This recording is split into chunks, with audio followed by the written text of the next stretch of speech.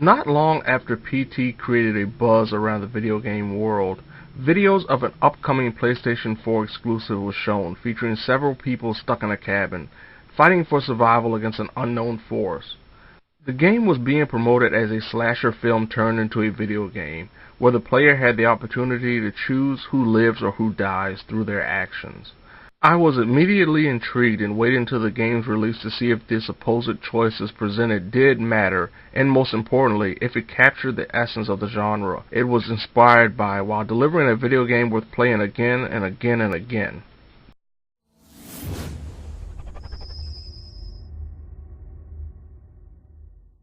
Developed by Supermassive Games as a PlayStation Move-oriented piece of software for the PlayStation 3, Until Dawn quietly ditched its original home console and moved onto the PlayStation 4 as an exclusive for the system that would be unlike anything seen thus far. Gamers have the ability to control 8 different characters during various sequences as they return to the site of a tragic accident that occurred 1 year prior.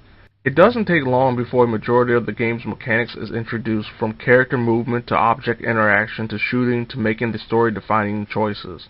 The latter gameplay design is where Until Dawn asks you to spend most of your brain power on, as it ties into everything including the in-game system dubbed the Butterfly Effect. The Butterfly Effect tracks the choices that change the overall story and determines who lives or who dies. This adds a sense of replayability, as the gamer will probably question the decisions made during certain scenes. In an effort to see how well my decision-making would help a group of friends survive such a horrific scenario, my initial playthrough saw me going cold. No tips, guides, or walkthroughs that would help me make the best decisions and understand what to do and where to go during these certain situations. Remembering what I did the first go-around, my second playthrough focused on trophies, where I gathered every item possible, made all the right choices, and watched the finale where everyone lived. I did a half of a playthrough to clean up trophies and witness what would happen if everyone died. By the time the final trophy popped, around 20 hours or so, I had witnessed all the meaningful moments this game had to offer, including the incredible credit reel.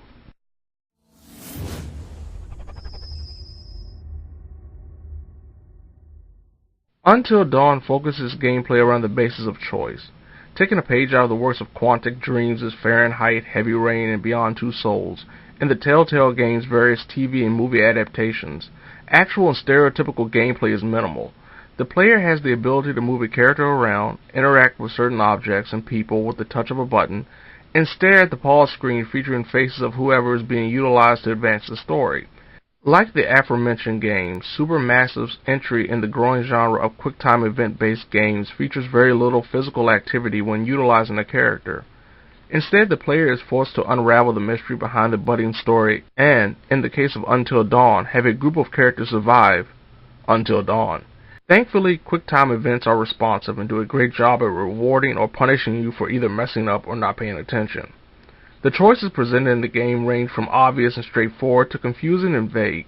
There are moments such as opting to high-five a character that appears trivial, but the reaction will make anyone question whether or not performing the action actually means something in the grander scheme. Thankfully, Until Dawn goes out of its way to inform the player when something important occurs. Depending on the decision made during a particular choice, a butterfly symbol will flash in the corner of the screen. Added to the provided signaling is a section in the pause menu screen that actually recaps the major decisions and consequences. This becomes very helpful for future playthroughs that can reach upwards of 8 hours depending on how many people you can keep alive for the game's majority. That's not to state minor decisions don't mean anything to the story. Depending on certain choices, character interactions change and actually affect the way the group works together, and in most cases live or die together. There are also moments presented where the best option is to do nothing, a choice that is rarely seen in games like Until Dawn. Another mechanic to help the player make the right choices are collectible items called totems, that showcase visions of the potential future ranging from slight dangers to actual deaths. Depending on the way the player crafts the story through his or her choices, some of these visions are incredibly helpful. There are other collectibles in the game that expand the world and the story presented. The lore of Until Dawn on the surface seems like a simple homage to the horror genre, but actually creates a universe that would make for a great prequel, sequel, or even an actual successor in the timeline. Though Until Dawn is essentially a port from the PS3 to the PS4, Supermassive did an incredible job of transforming the look of their product into a true 8th generation experience. Beyond the lifelike rendering of all the actors are the snow-covered mountains, dank caves, and of course, an obscenely large cabin with electrical problems that are well detailed and perfectly capture the essence of what the game is all about. The characters greatly add to the immersion necessary for a game like this to work. They are prototypical to the genre right down to the descriptions of each character during their respective introductions. You have the awkward guy in Chris who makes terrible jokes. There's Mike and Jessica, the horny couple who will put themselves in the middle of nowhere during a snowstorm just to get busy. And of course, there's the overall strong protagonist that every girl wants to be, and every guy wants to get what the Hayden plays as Sam. Though they don't always feel natural, they are perfect for the horror movie-esque game and pick at you in all the right ways while the player makes long-term decisions that will keep them alive or not so alive. But there are some problems with Until Dawn.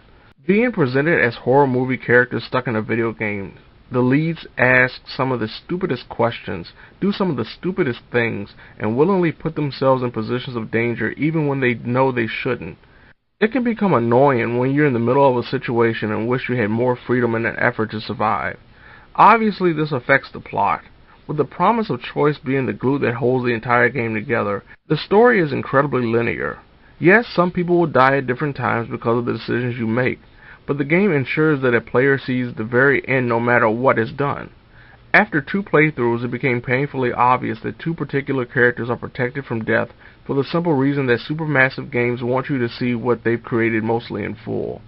Unfortunately, what is seen as full can be disappointing for some. The game's first half is marvelously constructed, harkening back to the days when slasher films were the go-to subgenre for horror movies. Then there's the plot twist that changes the entire story. This creates a feeling that Supermassive Games had an idea for 2 separate games, realized they couldn't make a pair of stories long enough to warrant production, and decided to splice them together, leaving plot holes and unexplainable circumstances aplenty by the game's end no matter if you do everything right and collect all the items. Also, there are times when the choices themselves result in the same outcome. One incredibly important decision that is made during the game's prologue has the same result no matter what choice you pick, because both options are practically the same. There are several moments like these in the game that makes everything feel less free than it should. Supermassive Games definitely didn't learn from the game's spiritual predecessors by not adding a dialogue skip option. During my second playthrough, I wanted to hasten my experience as I had already seen and heard certain sections, but found no ability to do so. Players will be stuck listening to the same conversation in full no matter what. There are also quite a few mechanical issues. Walking feels stiff and robotic, causing characters to move in awkward directions in the slowest way possible. Even the Walk Faster button doesn't do much to alleviate this problem, as I struggled at times to recognize if I was actually pressing the button. The fixed camera can prove to be a problem at times, stopping and shifting suddenly when a player is nearing a corner or an entrance or an exit, or simply by moving forward. Though the characters are motion captured, facial animations can struggle at times, causing frustrated expressions, for example, to seem wooden and laughable. And then there's the hold still command. Several moments in the game features a demand for the player to hold his or her controller completely still. Usually these commands come out of nowhere and can even follow a jump scare moment that makes heeding the instruction quite problematic. Turning off the DualShock 4's vibration helps, but it doesn't stop it from being a flawed addition to an otherwise solid control scheme. It's sad that a few problems with the core mechanics can hinder a game with so much atmosphere, perfectly crafted and acted characters for the genre, and choices that mostly matter to the overall plot, from reaching the greatness that it had all the makings of attaining.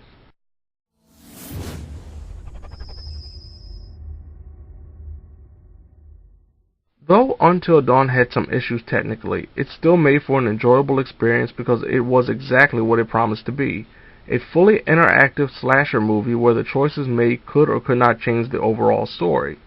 For gamers who enjoy the creation of Quantic Dream and Telltale games, and or appreciate the simplicity of the slasher movie genre, will get a kick out of Until Dawn during at least 2 playthroughs.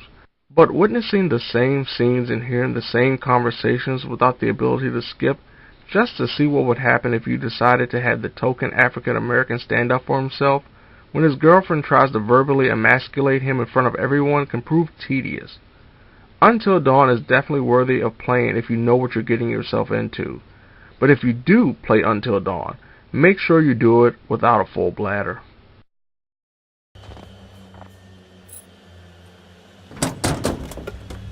Seriously? Ah! Whoa! Christ! I scared the blue out of my jeans. The hell is that doing in there anyway?